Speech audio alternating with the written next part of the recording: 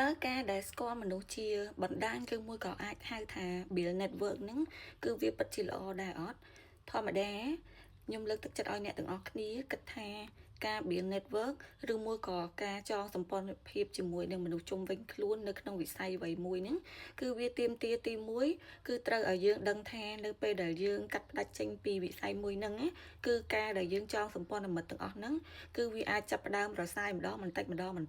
ទៅតាមទំហំការងារដែលយើងមានការងារដែលពាក់ព័ន្ធគ្នាដោយសារហ្នឹងគេមិនហៅថាមិត្តភាពទេហើយការជួយយកអាសាគ្នាឬមួយក៏ធ្វើរឿងដែលរួមគ្នាហ្នឹងគឺដោយសារអីដោយសារតែវាមានភាពពាក់ព័ន្ធនៅជាមួយគ្នាទៅវិញទៅមកហើយពាក្យថាការជួយយកអាសាវាខុសពីការដែលយើងអាចពឹងពាក់បានឬមួយក៏អាចនឹងរាប់អានជាមិត្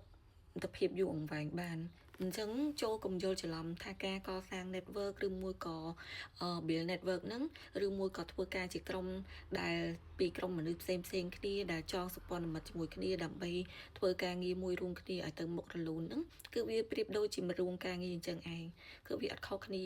ពេលណាដែលយើងធ្វើការងារណារួមគ្នាបានឬមួយក៏ការងារនឹងតាក់ទងគ្នាទើបយើងអាចប្រស័យតាក់ទងគ្នាបានល្អតែអត់មានការកសាង network មួយណាដែលនៅក្នុងកម្រិតមួយដែលផ្សេងគ្នាហើយអាចទំនាក់ទំនងគ្នាបាននេះដោយសារតែពេលខ្លះគឺវាអត់សមាមាត្រគ្នាហើយក៏វាអត់ទៅតាមទំហំនៃការចង់បានរវាងគ្នានឹងគ្នាហើយពាក្យថាកសាង network មួយគឺមានន័យថាត្រូវទៀមទីឲ្យមានទៅមានមកដូចគ្នានៅក្នុងទំនាក់ទំនងបើសិនជាយើងអាចនឹងពឹងពាក់គេជួយផ្សារភ្ជាប់នៅមុខរបររកស៊ីឬមួយក៏ការងារឬមួយក៏ធ្វើអ្វីមួយដែលអាចផ្ដល់ឲ្យគ្នាទៅវិញទៅមកបានចុងក្រោយនោះគឺយើងត្រូវតែ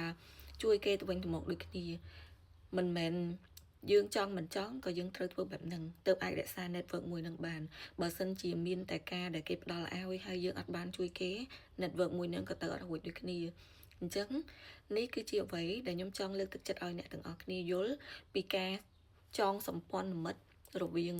ក្រុមមួយទៅកាន់ក្រុមមួយទៀតដោយសារតែការគេហៅថាការ build network នឹងឯងអញ្ចឹងគឺទាមទារឲ្យមានប្រយោជន៍ទៅនិងប្រយោជន៍មកវិញទើបអាចកសាង network ហ្នឹងបានយូរអង្វែងហើយកុំគិតថា network ហ្នឹងគឺជាមិត្តភាពយូរអង្វែងណាបើសិនជាអ្នកយល់ច្រឡំគឺអ្នកកំពុងតែគិតខុសស្រឡះព្រោះអីការ build network គឺត្រូវផ្ដោតទៅលើនិយាយបានថាផលប្រយោជន៍ជាធំទើបគេកសាង network នឹងឡើងមិនមែនកសាង network ដោយសារតែគេចូលចិត្តយើងឬមួយក៏គ្រាន់តែស្រឡាញ់យើងតែប៉ុណ្្នឹងទេអញ្ចឹងកុំឲ្យយល់ច្រឡំរវាងការ build network ជាមួយនឹងការប្រស្រ័យតាក់ទងគ្នារវាងមិត្តភាពឬមួយក៏អ្នករាប់អានគ្នាដោយចិត្តនឹងចិត្តព្រោះអីការ build network គឺត្រូវការសម្លឹងផលប្រយោជន៍ជាធំ